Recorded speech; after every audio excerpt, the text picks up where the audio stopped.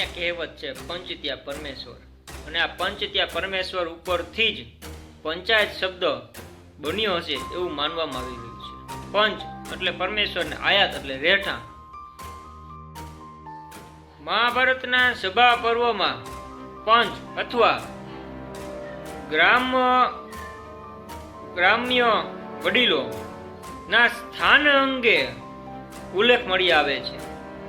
એટલે આ બધું જોતા આપણી જે પંચાયતી વ્યવસ્થા છે એ પૌરાણિક વૈદિક કાળ વખતની છે એવું આપણે સ્પષ્ટ માની શકીએ છીએ.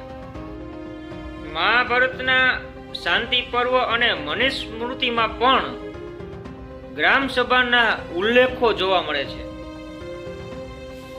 ચીની યાત્રી હુએન શાન અને ફાહિયાન જ્યારે ભારત આવ્યા હતા ત્યારે એમને પણ કહ્યું હતું કે ભારત એક સમૃદ્ધ દેશ છે. એટલે આપણી જે જૂની અને પૌરાણિક વ્યવસ્થા હતી એ વ્યવસ્થા ખૂબ સારી હતી અને એ વ્યવસ્થાનું કાયદાનું પાલન પણ ખૂબ સારી રીતે થતું હતું. એટલે આપણો ભારત દેશ એ સમયમાં સમૃદ્ધ દેશ કહેવાતો હશે. જ્યારે ભારત ઉપર ગુપ્ત યુગ સમ્રાટ ગુપ્તનું શાસન હતું ત્યારે પંચાયતે ખૂબ જ સારું એવું સ્થાન ગ્રહણ કર્યું હતું. એટલે કે પંચાયતની જે વ્યવસ્થા છે એ વ્યવસ્થાએ ખૂબ વિકાસ અને ખૂબ વિકાસના પથ ઉપર હરણફાળ ભરી હશે એવું આપણે ઇતિહાસકારોના કહેવા મુજબ માની શકીએ. પરંતુ આ પંચાયતી વ્યવસ્થા છે એનો વિનાશ ક્યારે થયો?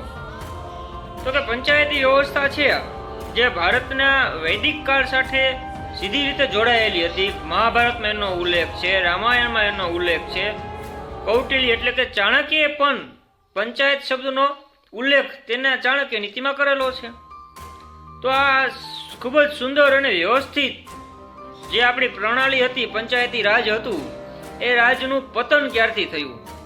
તો કે 15મી સદી પછી જ્યારે ભારત ઉપર વિદેશી આક્રાંતાઓ આવ્યા અને આક્રાંતાઓએ ભારતની જે જૂની પરંપરા અને વ્યવસ્થા અને ઇતિહાસને તોડવાનું કામ કર્યું ત્યારથી જ આપણી એક આ પંચાયતી વ્યવસ્થા છે એ વ્યવસ્થાની ઉપર પણ એની અસર થઈ અને વ્યવસ્થાને સંપૂર્ણપણે એ વ્યવસ્થાને ભાંગી નાખવા માટેનું જે કાર્ય હતું એ કાર્યમાં વિદેશી લોકો ક્યાંક ને ક્યાંક સફળ થયા.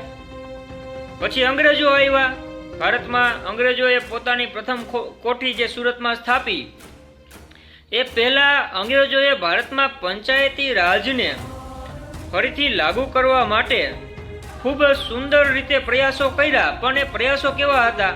તો કે એ પ્રયાસો જે હતા એ ઇંગ્લેન્ડમાં જે રીતે શાસન હતું એ ઇંગ્લેન્ડના શાસનની કોપી ભારતમાં હતી. આપણી જે વ્યવસ્થા હતી, આપણા જે રાજા મહારાજાઓએ જે રીતે પંચાયતી રાજની સ્થાપના કરેલી હતી એ મુજબની વ્યવસ્થા નહોતી. એના હિસાબે અંગ્રેજોએ પ્રયત્નો કર્યા પરંતુ એ પ્રયત્નોમાં એ સફળ ન થયા. કેમ કે જ્યારે પ્રથમ કોર્પોરેશનની ઓફિસ મદ્રાસમાં સ્થાપવામાં આવી ત્યારે સીધો ટેક્સ લોકો ઉપર હતો. એટલે જે સીધો ટેક્સ લોકો ઉપર હતો એનો લોકોએ ખૂબ વિરોધ કર્યો અને વિરોધ પછી ઇંગ્લેન્ડે પોતાની જે પ્રથમ કોર્પોરેશન ઓફિસ જે મદ્રાસમાં સ્થાપવાની હતી એ રદ થઈ. કેમ કે લોકોનો ઉગ્ર વિરોધ હતો અને લોકોનો વિરોધ હોય તો એવું કાર્ય કરવું એ અંગ્રેજોને એવું લાગ્યું કે આનાથી આપણી શાસનને જોખમ છે. આપણા લોકો જે છે ભારતના એ આપણો વિદ્રોહ કરશે. એટલે ટેમ્પરરી માટે અંગ્રેજોએ એ મુદ્દાને રદ કરી નાખ્યો અને ફરીથી 1726માં મદ્રાસ, કોલકાતા અને દિલ્હીમાં કોર્પોરેશન ઓફિસ સ્થાપી અને એમાં તેઓ સફળ રહ્યા. પરંતુ હજી પણ એના જે નીતિ નિયમો છે અંગ્રેજો એટલે કે ઇંગ્લેન્ડના નિયમો મુજબ હતા. એના હિસાબે લોકોમાં હજી પણ એનો વિરોધ હતો અને લોકો ઉપર જે સીધો ટેક્સ હતો એ સીધા ટેક્સની જગ્યાએ એ લોકોએ લોકો ઉપર પાછળથી એટલે કે 1850માં પરોક્ષ ટેક્સની વ્યવસ્થા લાગુ કરી. 1857ના જે વિપ્લવ થયો અને વિપ્લવમાં અંગ્રેજોની જીત થઈ. એ જીત પછી ભારત છે એ 1858માં ઈસ્ટ ઇન્ડિયા કંપનીના નેજા હેઠળથી છૂટ્યું અને સીધું બ્રિટિશ તાજ હેઠળ આવ્યું.